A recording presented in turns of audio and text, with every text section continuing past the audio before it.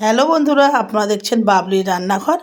আর বাবলি রান্নাঘরে আজকে দুপুরের মেনু দেখো। আজকে দুপুরের মেনু নিয়ে চলে এসেছে বাবলি আপনাদের দেখাতে। দুপুরে রান্না হয়েছে দেখো, আজকে সাদা ভাত আর রান্না হয়েছে দেখো লাউ পাতা বাটা। কারা কারা লাউ পাতা বাটা খেয়েছো জানাবে। এটা রসুন দিয়ে আরও কাঁচা লঙ্কা আর কালো জিরে দিয়ে ভেজে নিয়ে বেটে নিয়েছি।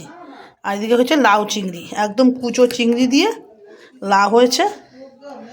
আর রান্না হয়েছে এদিকে যে কুচো চিংড়ি বা ফুল চিংড়ি বলো, তার বড়া হয়েছে। আর তার সঙ্গে হয়েছে মুসুরির ডাল পেঁয়াজ দিয়ে।